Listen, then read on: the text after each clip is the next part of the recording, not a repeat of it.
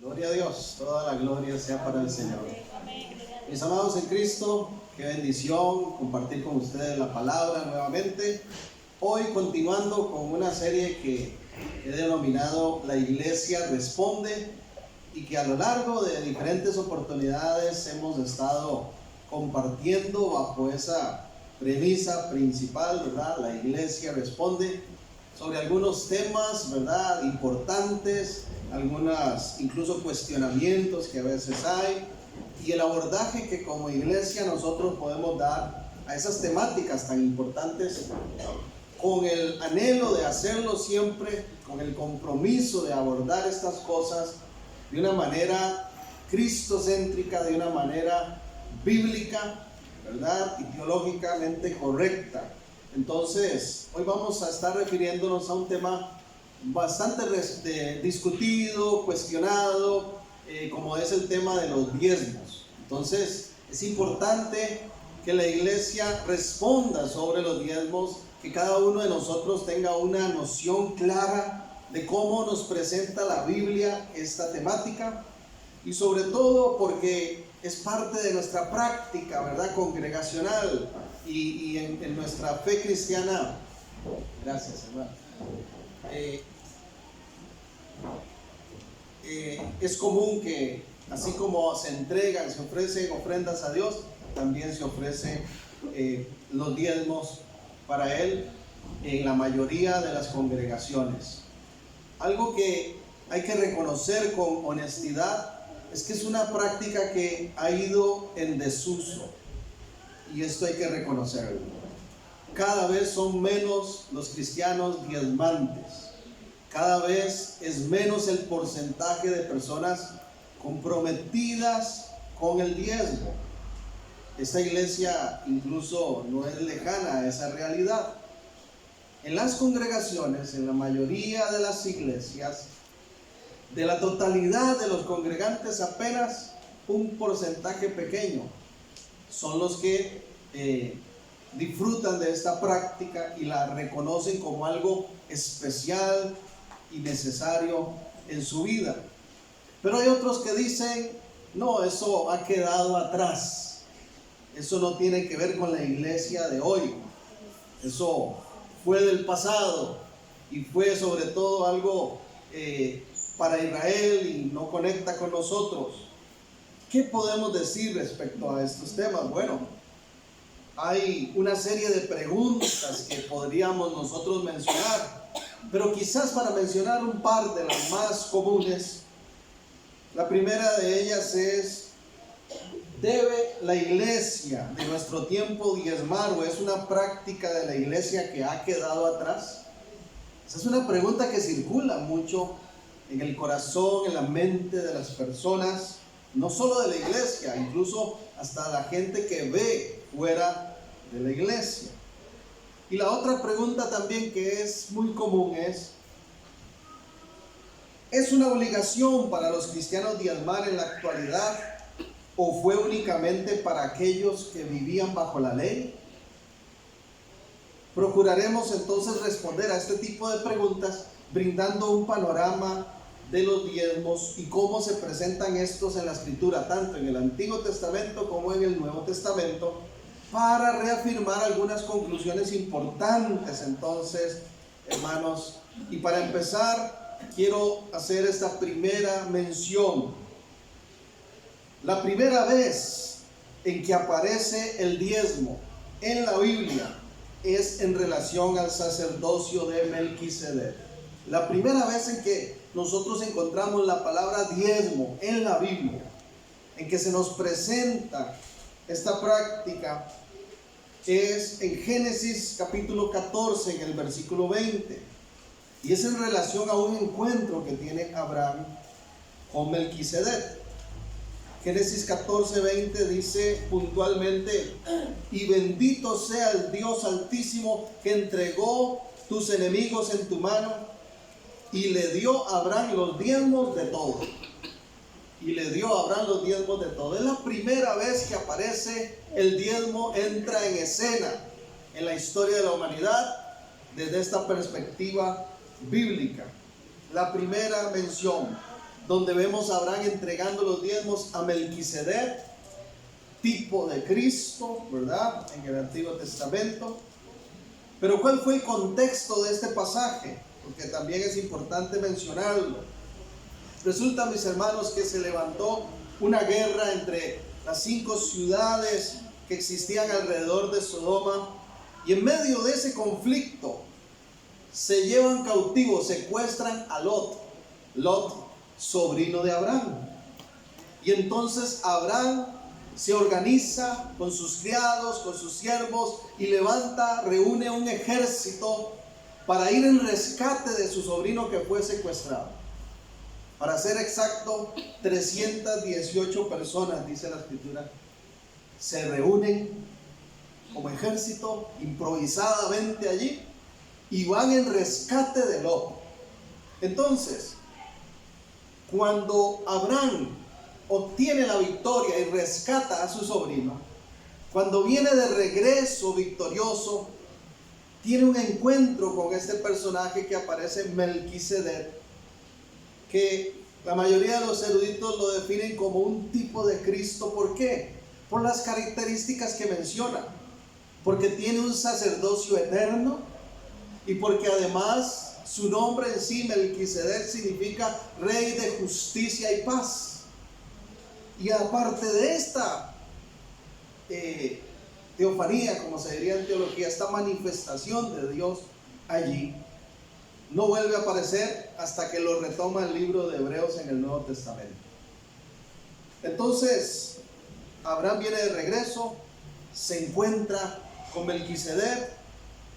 Leamos lo que dice el versículo 17. Estoy en Génesis 14, 17. Cuando volvía de la derrota de Kedorlaomer y de los reyes que con él estaban, salió el rey de Sodoma a recibirlo al valle de Sabed, que es el valle del rey. Entonces Melquisedec, rey de Salem y sacerdote del Dios Altísimo, sacó pan y vino. Vean qué interesante.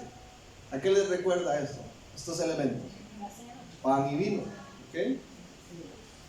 Y le bendijo diciendo: bendito sea Abraham del Dios Altísimo, creador de los cielos y de la tierra, y bendito sea el Dios Altísimo que entregó tus enemigos en tu mano y le dio a Abraham los diezmos de todo.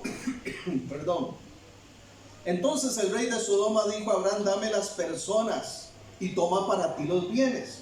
Deme la gente que rescató. Déjese todo lo material. Déjese el botín.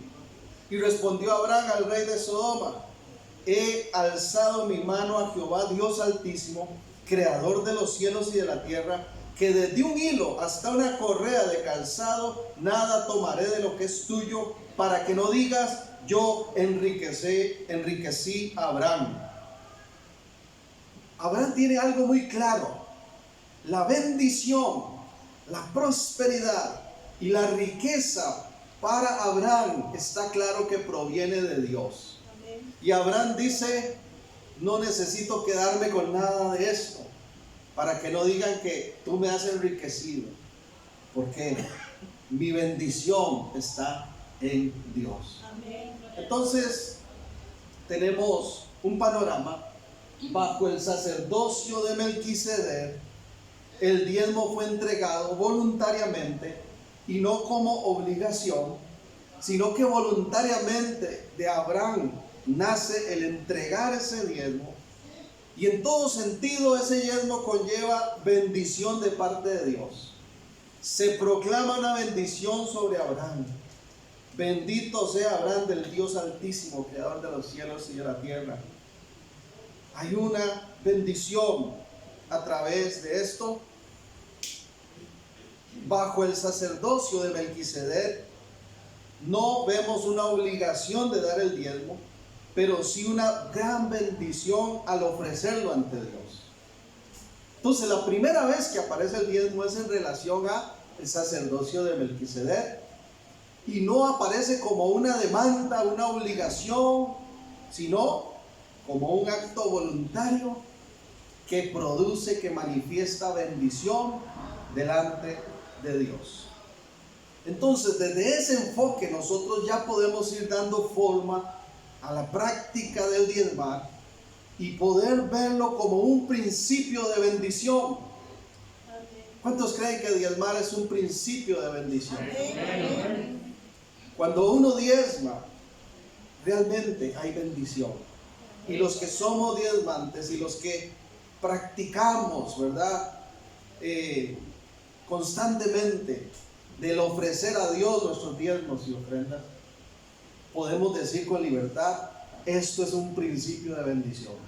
Amén. Dios no me está obligando, Dios no me está poniendo contra la pared, pero como Abraham, yo entiendo que hay bendición y ofrezco a Dios mi diezmo.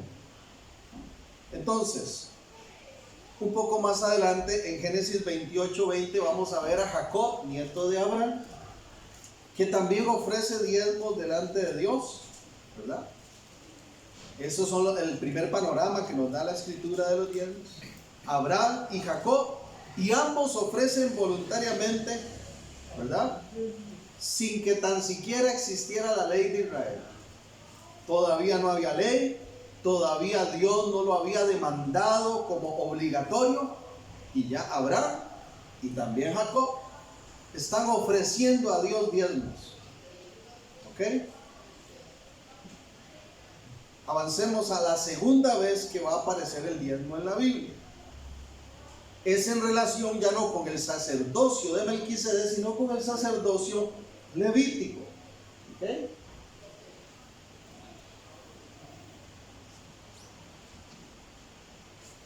Los argumentos, todo ahí pegado. Si no cierra la ya vuelve a abrir.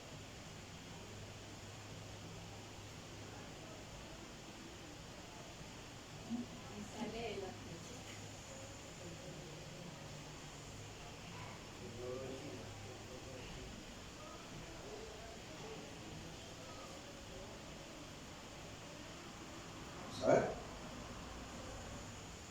Gracias. La segunda vez que aparece el diezmo en la Biblia entonces es en relación con el sacerdocio, ya no de Melquisedec, sino levítico. Ahora sí, bajo la ley de Israel, ya como parte de una ley que Dios ha dado a Israel, incluye la obligación de que deben diezmar. Levítico 27 es donde aparece en segunda ocasión, ¿verdad? El diezmo, pero ya bajo la ley, bajo el sacerdocio levítico, como se le conoce. Y dice Levítico 27, voy a leer los versos del 30 al 34. Dentro de las cosas que Dios ahora sí obliga, demanda, requiere del pueblo de Israel como ley, que ellos deben de cumplir indefectiblemente, les dice: y el diezmo de la tierra, así de la simiente de la tierra como el fruto de los árboles, de Jehová es cosa dedicada a Jehová. Queda establecido como ley que el diezmo es de Dios. ¿Ok? Y si alguno quisiere rescatar algo del diezmo, añadirá la quinta parte de su precio por ello, y todo diezmo de vacas, de ovejas, de todo lo que pasa bajo la vara, el diezmo será consagrado a Jehová. No mirará si es bueno o malo, ni lo cambiará. Y si lo cambiare, tanto él como el que lo dio en cambio serán cosas sagradas, no podrán ser rescatadas. Estos son los mandamientos que ordenó Jehová a Moisés para los hijos de Israel en el monte de Sinaí. Dentro de esa lista de mandamientos que Dios dice ordenó a Israel, les ordenó diezmar. ¿De qué diezmaban ellos? De lo que en su contexto era el ingreso que recibían. ¿Cuál era el ingreso que ellos recibían? Recibían fruto de la tierra, fruto del ganado, de los animales, y de eso tenían que apartar así puntualmente un 10%. Entonces, bajo esta perspectiva del sacerdocio levítico, el 10% le pertenece a Dios. Amén. Y lo demás podían disfrutarlo ellos. ¿Ok? Bajo el sacerdocio levítico, entonces, el diezmo era una obligación ya. ya estaba como ley. Y como obligación, el incumplimiento del mismo expresa en todo sentido, ya no bendición, sino maldición de parte de Dios. Hay un castigo, hay una consecuencia. Malaquías 3, capítulo 7, que es un texto que yo sé que muchos recordarán, ¿verdad? Porque es muy mencionado, muy reconocido también. Aquí.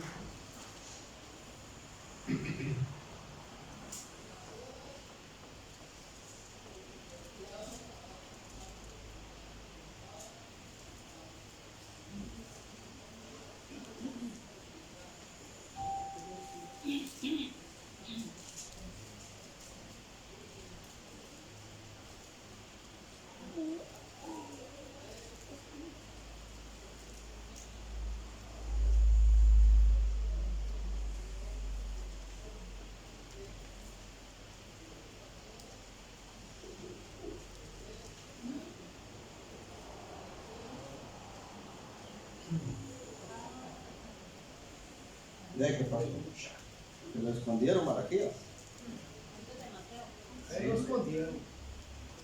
¿Qué pasó con Malaquías? Es el capítulo 3. Puntualmente, hermanos, observemos el verso 7. Veamos del 7.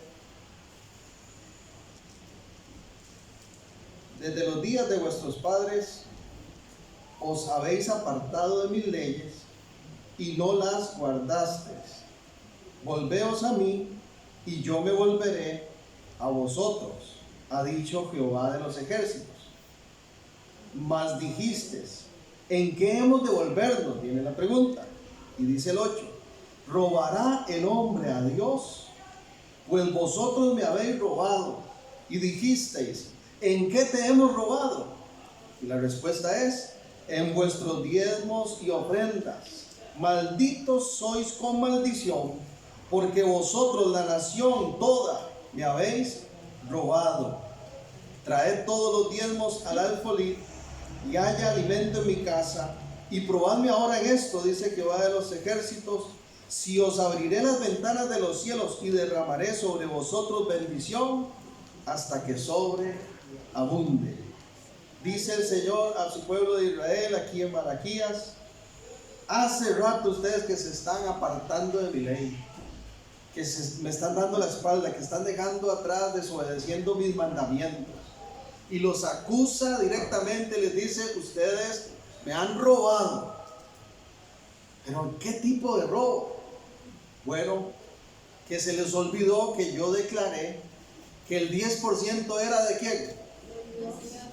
De Dios. Era mío, dice Dios. Y ustedes no me están dando ese 10% que es mío. Entonces me han robado.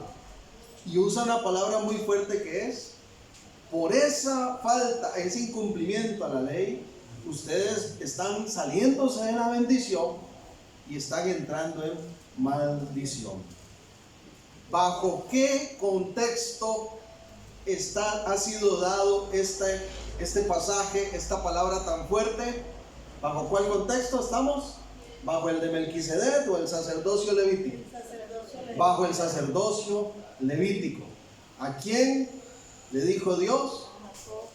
Al pueblo de Israel, ustedes están fallando con los diezmos y por lo tanto me están robando. Hermano Juan. Sí, es con respecto a eso de lo que es la maldición, porque cuando yo tenía la iglesia allá en Colonia Kelly, una hermana, o sea, yo no le pedí nada, sino que la hermana dijo, oremos para vender un apartamento que ella tenía. De hecho, ahí donde vivía, costaba mucho que lo vendiera. Entonces ella le dijo a mi esposa, si yo vendo ese apartamento, yo les voy a dar el diezmo a la iglesia para que la iglesia se ayude. O sea, yo no le pedí que ella diera nada, simplemente ella hizo la promesa de que si vendía el apartamento, que por cierto costaba mucho venderlos ahí, entonces ella daba el diezmo. Resulta que, bueno, fue algo así el Señor y como en un mes vendió el apartamento, ya le dieron la plata y todo, y después le dijo a mi esposa, que es que el esposo de ella no dejó que diera el diezmo. Entonces, el esposo hizo loco, compró carro y hizo loco. Y resulta que como a los meses, así al momento casi, ya no pudieron pagar las cuentas y vea, ni siquiera tenían, por el norte de la iglesia tuvo que ayudar, ni siquiera tenían para comer. Entonces, o sea, cuando uno le promete algo al Señor, se tiene que hacerlo.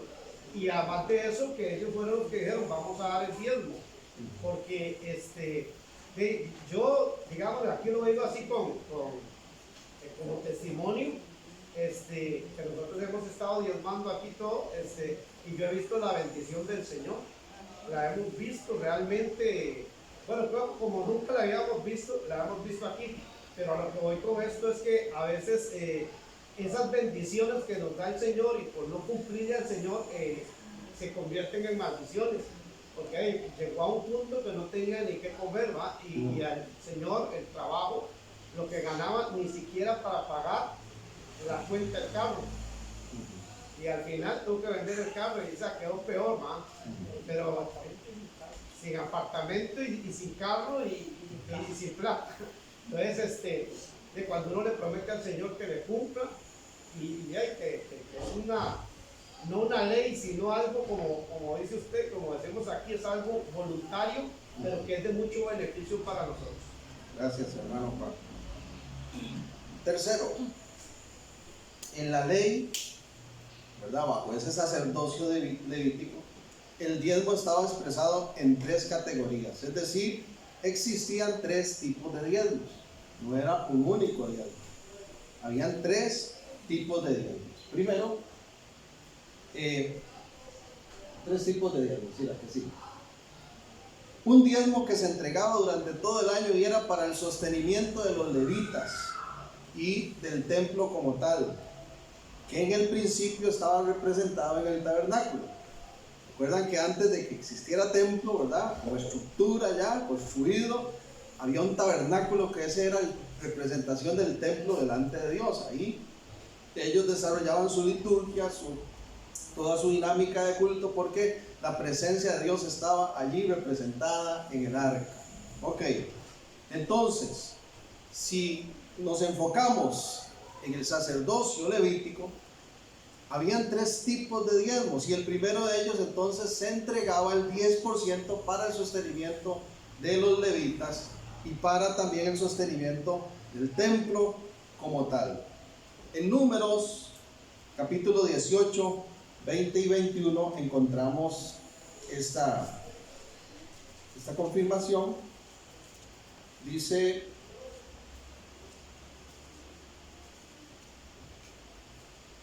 vamos a ver.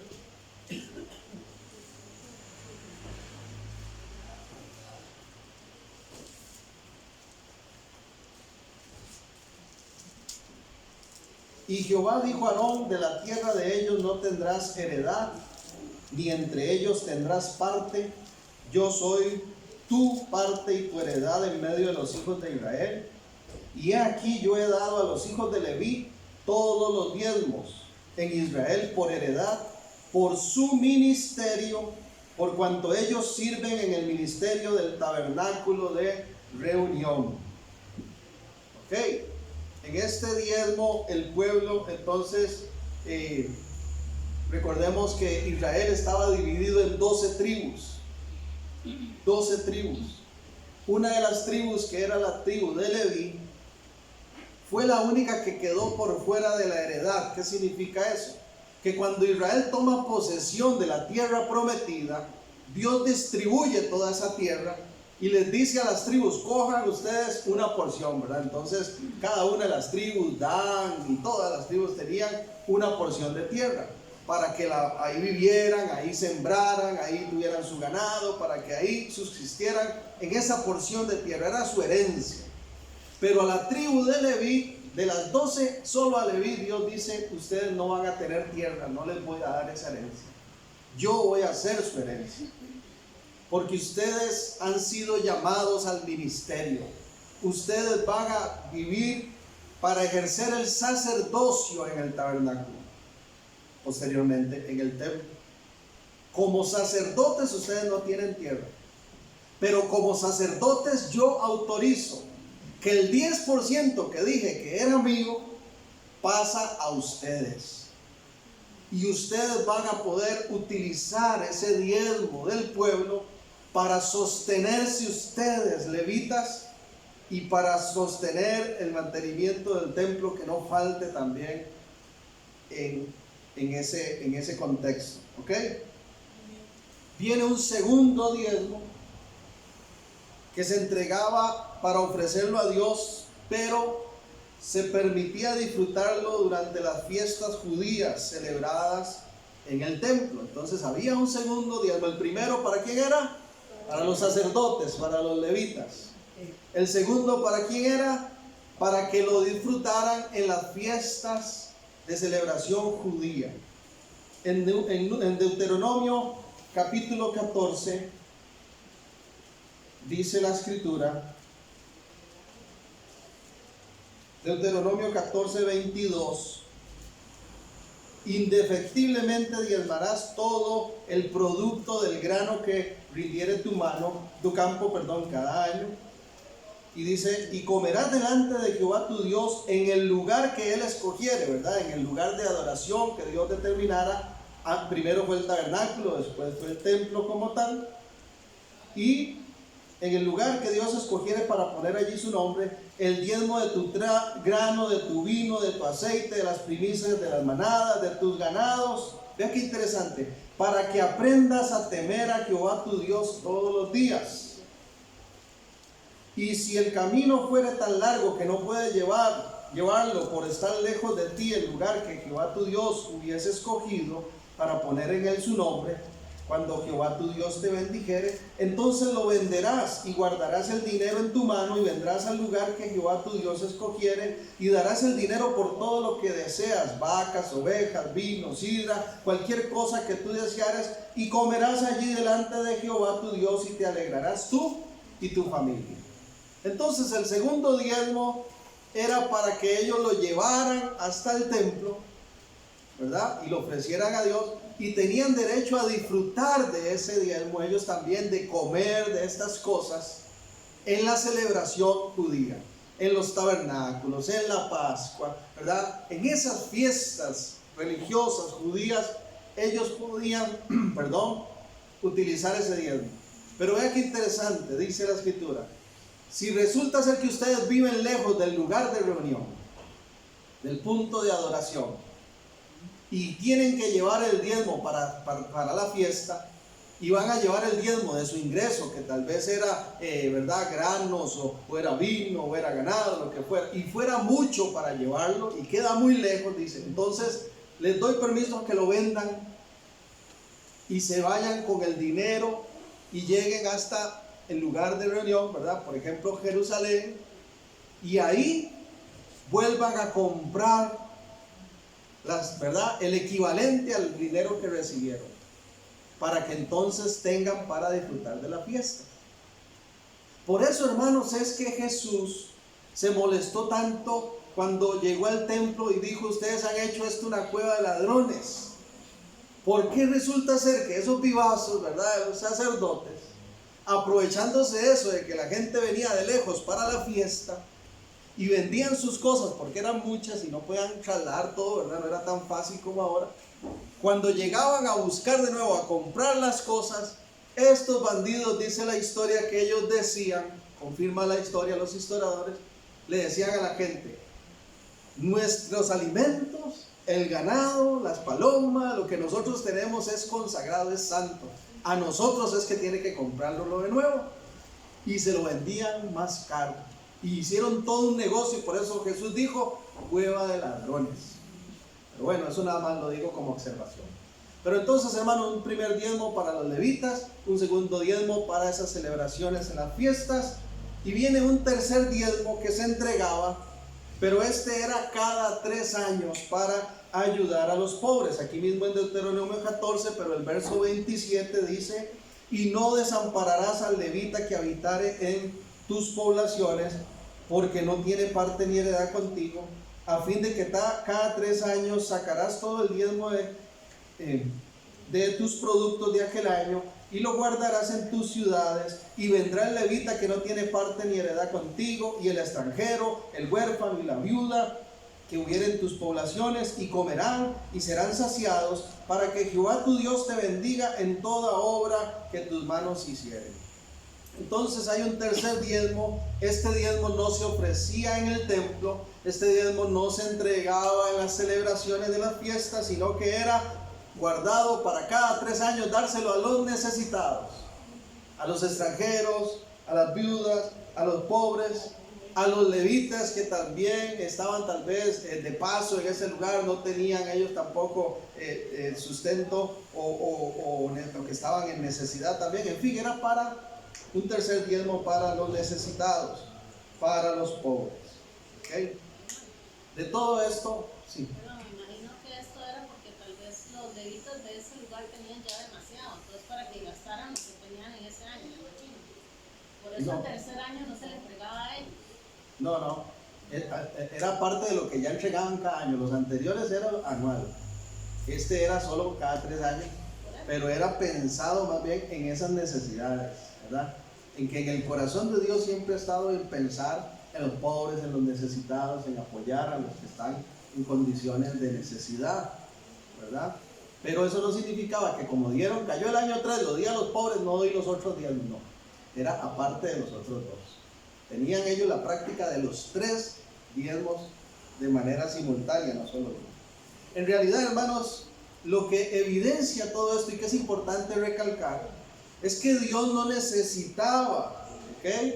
Vamos a ponerlo ahí. En realidad Dios no necesitaba los diezmos, pero los 3 tipos eran la respuesta a algunas necesidades reales que enfrentaba el pueblo de Israel, y Dios determinó que así fueran resueltas.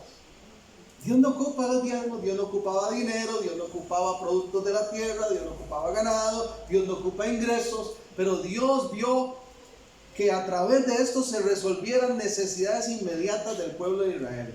Que los levitas tuvieran su sustento, los sacerdotes, ¿verdad? Que pudieran ellos contar con lo necesario para las celebraciones, las fiestas que Él estableció, y que los pobres y los necesitados también recibieran un porcentaje.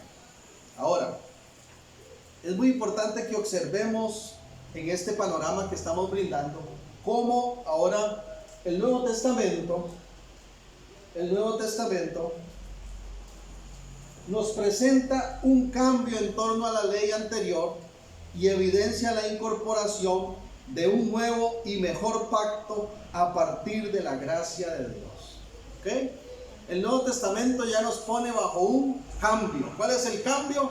Que ya la ley queda ahora abrogada y que entra un nuevo pacto que es a partir de la gracia de Dios. Hebreos capítulo 7 dice lo siguiente. Hebreos capítulo 7, los versículos 1 al 3.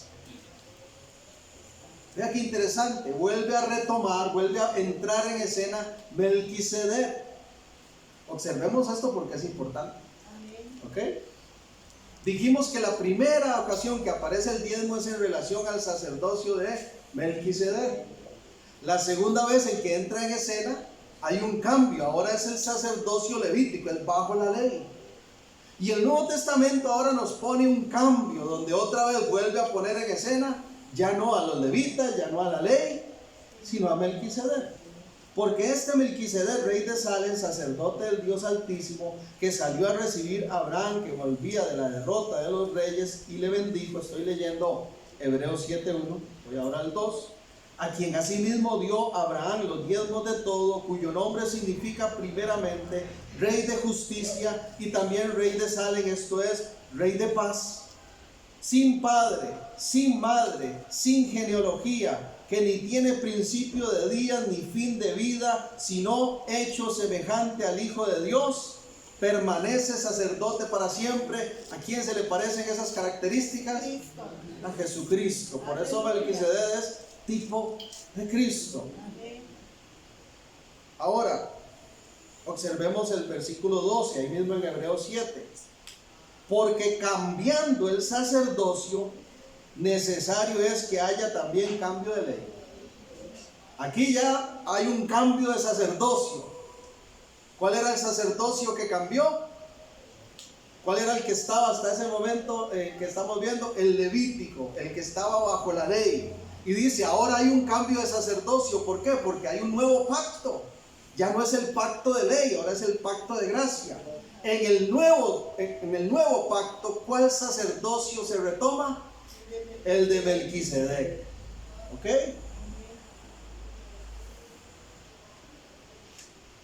Porque cambiado el sacerdocio, necesario es que haya también cambio de ley. Y aquel de quien se dice esto es de otra tribu, de la cual nadie sirvió al altar. ¿De quién se dice esto? O sea, este sacerdocio, ¿de quién tiene que ver? Tiene que ver con la ley del sacerdocio que era levítico, porque venía de la tribu de Leví. Dice, no, esto es diferente, porque este viene de Judá, ¿verdad? Dice el 14, porque manifiesto es que nuestro Señor vino de la tribu de Judá, de la cual nada habló Moisés tocante al sacerdocio. Y esto es aún más manifiesto, si a semejanza de Melquisedec se levanta un sacerdote distinto, no constituido conforme a la ley del mandamiento acerca de la descendencia, sino según el poder de una vida indestructible, pues se da testimonio de él. Tú eres sacerdote para siempre, según el orden de Melquisedec. ¿Quién es ese sacerdote para siempre? Cristo. Jesucristo. Entonces dice el 18, queda pues abrogado el mandamiento anterior a causa de su debilidad e ineficacia. Queda abrogada la ley. Hebreos nos dice, bajo el nuevo pacto ya no vivimos bajo la ley. Ya la ley no nos define y ya no estamos entonces bajo el sacerdocio levítico. El nuevo pacto lo que hace es restaurar nuevamente, retomar esa idea original de Dios, en la cual Él había dicho que hay un sacerdocio eterno, ¿verdad? Un sumo sacerdote que es Jesucristo, ¿verdad? Y bajo ese orden de Melquisedec ya la ley no aplica, ¿ok? Estoy yendo un poco rápido por cuestión de tiempo, espero estar siendo lo suficientemente claro. Entonces, se retoma el sacerdocio levítico. Ahora Cristo es nuestro sacerdote y su obra hace posible que disfrutemos de la gracia. Mi punto es el siguiente, entonces. Ya no podemos aplicar el diezmo bajo los términos de la ley, porque ahora mismo estamos bajo un nuevo pacto. ¿Cuál es? El de gracia en Cristo Jesús. Y este se desarrolla en los parámetros del sacerdocio de Melquisedec y no del sacerdocio levítico como tal. Entonces, si queremos nosotros aplicar el diezmo en el presente, lo tenemos que hacer no bajo la ley, no con el panorama del sacerdocio levítico, sino con el de Melquisedec. ¿Y cuál es la diferencia? Que el de la ley, el sacerdocio levítico, era obligatorio y incumplirlo traía maldición, pero el de Melquisedec es voluntario y produce bendición. Produce bendición.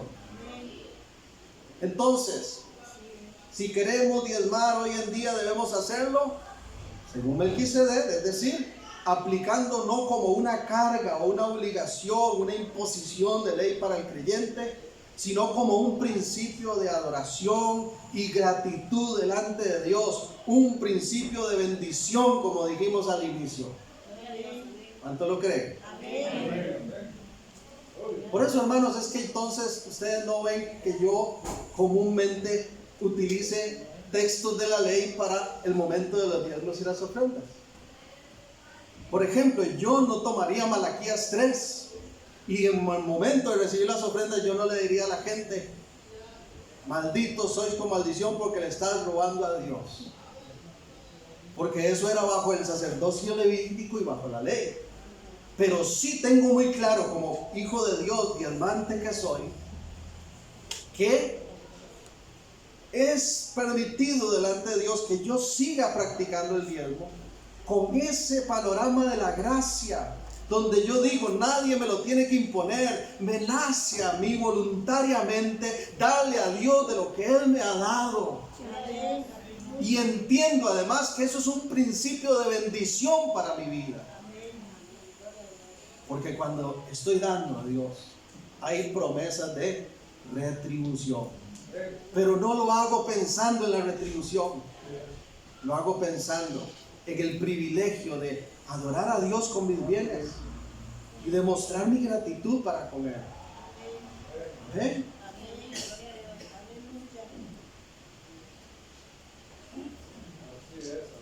Yo creo en el diezmo, practico el diezmo, mi familia lo practicamos, ¿verdad? Como principio de bendición, no como imposición. Y estoy seguro, hermano, que estamos siendo bendecidos por Él. Pero aun si Dios no me diera nada, el solo hecho de reconocer todo lo que ha hecho por mí, a mí me impulsa a darle de lo que Él me da. Y no me duele darle a Dios. Así es que cuando la gente dice, el diezmo era de la ley, entonces ya no hay que darle a Dios, están perdiendo de vista el panorama que nos da la Escritura de un diezmo voluntario, de un principio de bendición y de adoración, que es bíblico también, que fue en inicio antes de la ley y que es retomado después de la ley en la Biblia. Otro detalle importante, hermanos.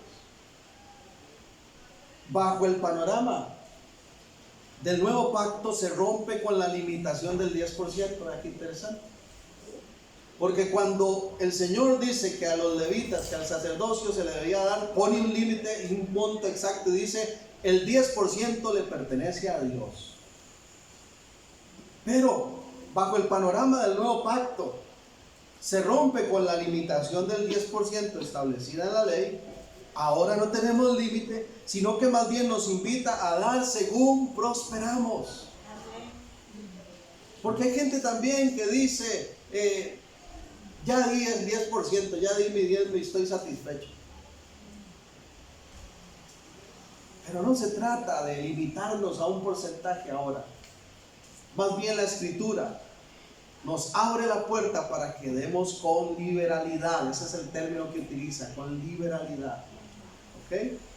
Entonces el 10% vendría a ser ahora más bien casi que el punto de partida. Pero Dios dice, ahora bajo ese nuevo concepto, nos invita a dar según prosperamos. Primera de Corintios capítulo 6, versículo 16, versículo 2. Para poner un ejemplo aquí de cómo se invita a dar en el Nuevo Testamento. Respecto a la ofrenda de los santos que estaban reuniendo Pablo para entregar a las necesidades de Jerusalén, dice el verso 2.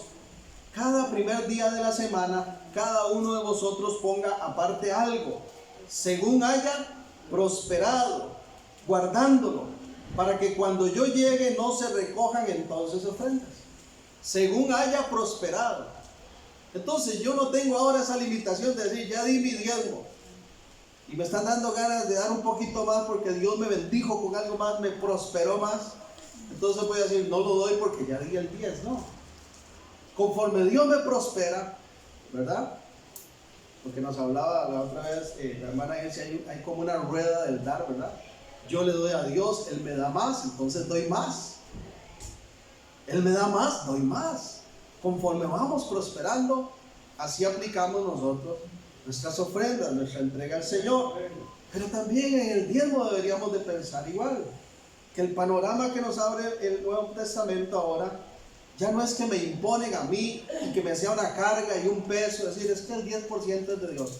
No, hermanos, más bien ahora el reto es más amplio, porque bajo el panorama del Nuevo Testamento, todo es de Dios. No el 10%, todo. Y Él demanda de nosotros todo.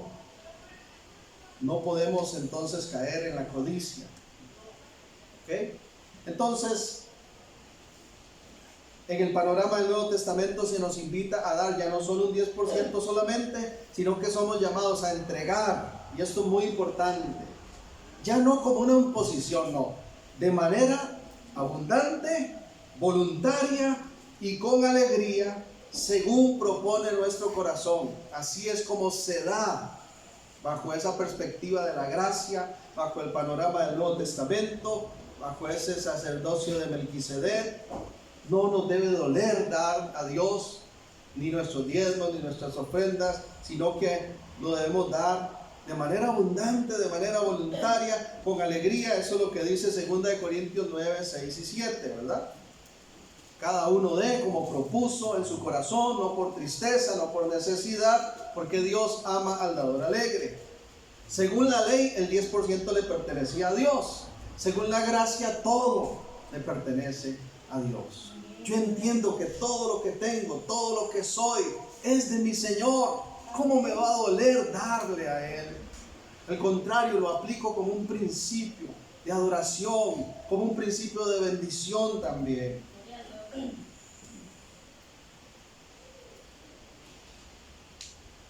Una pregunta más que no quiero dejar por fuera porque es parte de las muchas cosas que se preguntan.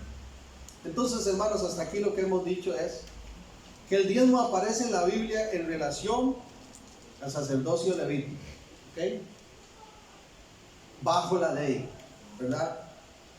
Pero eso aparece primero bajo el sacerdocio de Melquisedec, como un acto voluntario de adoración, de gratitud, que produce bendición.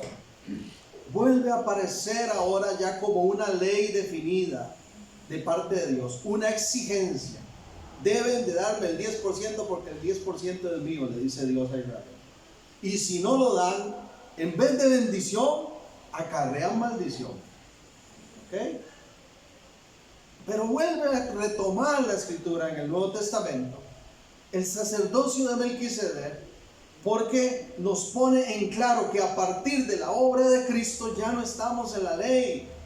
Hemos entrado a un nuevo pacto que fue sellado con la sangre de Cristo. Y ese nuevo pacto es de gracia. Ya no hago las cosas por ley, por mandato. Ahora lo hago de manera voluntaria. Y si voy a aplicar el diezmo, entonces debo aplicarlo ahora en el panorama bajo el cual estoy viviendo, que no es de la ley, sino es de la gracia. Y bajo ese sacerdocio de Melquisedec, según el orden de Melquisedec, Cristo es el sumo sacerdote y tiene todo el derecho de recibir nuestros diezmos y nuestras ofrendas, pero nos lo pide que lo entreguemos voluntariamente, que lo entreguemos abundantemente, que lo entreguemos de todo corazón, ya no si me lo imponen nada más. Tiene que haber una madurez en el creyente. Por eso el diezmo, hermanos, es para que personas maduras en Cristo, que pueden reconocer que podemos extraer ese principio de bendición y aplicarlo en el presente. Porque si la misma escritura lo retoma del Antiguo Testamento y bajo el cambio de la ley a la gracia lo aplica, ¿por qué no voy a aplicarlo yo? Hay bendición en eso. Pero Dios no quiere de nosotros que lo hagamos solo porque ¿qué nos queda? En mis años en el cristianismo yo he escuchado de todo, hermanos. Una vez escuché a alguien cuando iba a recibir las ofrendas y los diezmos, que pasó adelante, tomó el micrófono y dijo, con un dolor, hermano, ay, dice, me toca la más fea. Ya, hermanos, ¿qué queda? Dice, hay que darle a Dios lo que es de Dios. Y se veía aquel dolor, ¿verdad? Qué diferente es cuando voluntariamente, cuando agradecido, cuando con compromiso, fiel, con una convicción en mi corazón, yo digo, Señor, me gozo de poder darte de lo mucho que me has dado. Me gozo de aportar para tu reino, además. Porque así como el diezmo del Levítico respondía a las necesidades de Israel, el diezmo ahora en el Nuevo Testamento y en Melquisedec responde también a necesidades de la iglesia. Se sigue necesitando que los ministros sean sustentados y sus familias. Se sigue necesitando que el templo tenga mantenimiento. Se sigue necesitando que la iglesia pueda bendecir también a los necesitados. Entonces la iglesia tiene que ser generosa, pero recalco, no bajo una imposición. Aquí no obligamos a nadie a dar, pero enseñamos este principio de bendición, que es diezmar y ofrendar. Amén. Una pregunta que se conecta con esta, si no podemos dejar por fuera. ¿Tienen derecho los pastores a tomar los diezmos para sostener a sus familias, así como los sacerdotes levitas recibían el diezmo para su sostenimiento? La respuesta es, bajo el panorama del nuevo pacto y el sacerdocio levítico, sí. Sí tenemos derecho los pastores también a recibir, a tomar de esos diezmos para el sostenimiento de la familia. Pero hay una variante en relación a lo que enseñaba el sacerdocio levítico. Porque si somos honestos con el texto bíblico, ¿verdad?, con el Nuevo Testamento como tal, de manera puntual no hay bajo el nuevo pacto un versículo que diga el 10% le pertenece a los pastores. No lo hay. En el Antiguo Testamento sí. Había un versículo directo, puntual, ¿verdad? Habían leyes que decían el 10% es para los levitas. Ya lo vimos, era un tipo de diezmo. En el nuevo, bajo este panorama, no hay un texto así en específico. ¿Cuál es la variante que hay? ¿Y por qué me atrevo a decir que sí podemos los pastores recibir ese sustento? Bueno, porque ahora se presenta con mucha claridad que del ingreso que recibe la iglesia, ¿verdad?, que sabemos que es a través de diezmos y ofrendas, el pastor tiene derecho a recibir de ahí un salario. ¿Ok? ¿Dónde está eso? Mencionemos por lo menos 3 versículos que lo recalcan. Primera de Corintios 9, 13 y 14. ¿No sabéis que los que trabajan en las cosas sagradas comen del templo, y los que sirven del altar participan? Así también ordenó el Señor a los que anuncian el Evangelio que vivan del Evangelio. Primera de Corintios 9, 13 y 14. Otra cita más. Entonces, que los que anuncian el Evangelio, los que sirven como ministros del Evangelio, vivan del Evangelio. Ahora, 1 Timoteo 5, 17 y 18. Los ancianos que gobiernan bien, recordemos que el término ancianos en el griego original es el mismo, era alternable para obispo, pastor, anciano, ¿verdad? Es un mismo término. Dice, sean tenidos por dignos de doble honor, mayormente los que trabajan en enseñar y predicar, pues la escritura dice, no pondrás bozal al buey que trilla, y digno es el obrero de su salario. Hermanos, interesantemente, en el idioma original que está escrito este texto, en el griego, cuando dice allí que son dignos de doble honor, literalmente significa doble paga.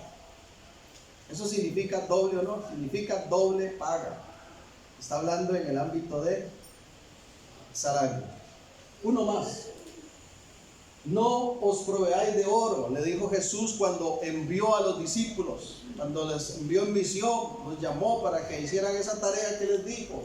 No os proveáis de oro, ni de plata, ni de cobre en vuestros cintos, ni de alforja para el camino, ni de 2 túnicas, ni de calzado, ni de bordón, porque el obrero es digno de su alimento. Entonces, el obrero es digno de su salario, es digno de doble honor, es digno de su alimento. ¿Okay? Y el que vive anunciando, sirviendo para proclamar el Evangelio como ministerio, como llamado, tiene derecho entonces también a recibir un salario. ¿De dónde va a salir un salario para una familia pastoral? Para el sostenimiento de los diezmos y las ofrendas que aporta la congregación. Ese es el panorama que nos presenta el Nuevo Testamento. ¿Ok?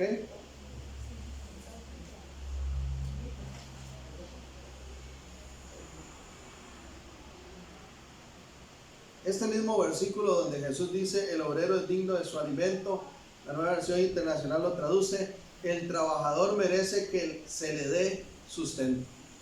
El problema es que muchos no ven el ministerio pastoral como un trabajo. Entonces, la gente no reconoce. Hoy en día hay que dignificar el ministerio pastoral, porque la gente no lo ve como algo de honor, ni siquiera lo ve como un trabajo. ¿Okay? Entonces las personas no tienen problema en que un gerente que administra, que lidera una empresa sea asalariado, ¿verdad? No tienen problema. La gente no tiene problemas en que a un médico se le dé un salario o a determinados oficios. Pero cuando se piensa en que un pastor y su familia reciban salario, la gente inmediatamente se pone reacia y dice, eso no es bíblico porque eso no es un trabajo. Pues resulta ser que en el panorama del Nuevo Testamento, el ministerio es reconocido como un trabajo digno dentro del reino de Dios. Y el obrero entonces dice, digno de su salario, de su salario. ¿Ok? Entonces, retomando la pregunta del inicio, ¿debe la iglesia de nuestro tiempo diezmar o es una práctica de la iglesia que ha quedado atrás? Luego de todo este panorama, yo digo, sí debemos diezmar, pero no como una imposición, no porque nos veamos obligados a hacerlo, no porque qué nos queda, ¿verdad? Como ocurría bajo el sacerdocio levítico, sino porque ahora desde el nuevo pacto y según el sacerdocio de Melquisedec, reconocemos el diezmo como un principio de adoración y gratitud ante Dios, como un principio de bendición, y lo entregamos a Dios voluntariamente y con alegría y de manera abundante, no limitados por el 10%, sino dando inclusive más del 10% según seamos prosperados. Bajo este enfoque, hermanos. Entonces, iglesia, no te pierdas el privilegio de diezmar, también de ofrendar. No te lo pierdas, porque claramente la Biblia dice que esto le agrada a Dios. ¿Eh? En ningún lado dice que esto no le agrada a Dios. En ningún lado dice ya no diezme porque ya no me agrada. ¿Qué dice la Escritura? El Señor ama al que da con alegría. Amén. No es una temática que acostumbremos tomar, ¿verdad?, muy seguido en la iglesia. Los temas incluso del ámbito de las finanzas, del dinero y demás, no es nuestro énfasis como congregación, ustedes lo saben, pero es importante que demos espacio a estas enseñanzas también para reafirmar estos conceptos. Y si algo no quedó claro, no lo transmití tal vez con claridad, si le quedó alguna duda, alguna pregunta, a lo largo de la semana, háganmelo llegar para que tengamos una realimentación sobre esto, ¿verdad? Y incluso, ¿por qué no podamos nosotros cambiar algún concepto que tengamos, ¿verdad? Y apegarnos sobre todo a lo que la palabra enseña. Oramos. Gracias, Dios, te damos por este tiempo de enseñanza que hemos tenido hoy. Gracias, Señor, por darnos la oportunidad de abordar una temática que tal vez para muchos no es agradable de mencionar.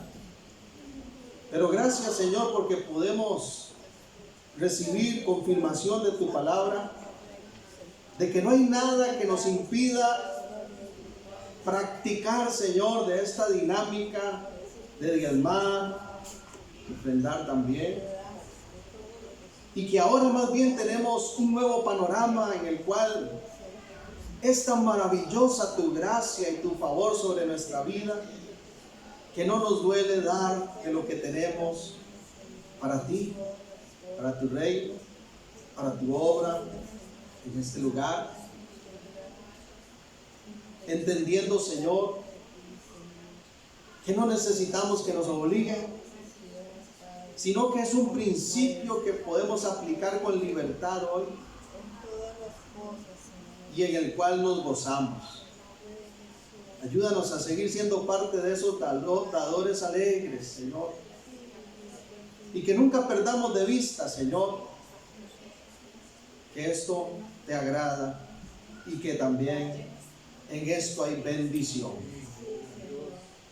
Gracias, Señor, por esta mañana y todo lo que hemos compartido. La gloria es para ti, Señor.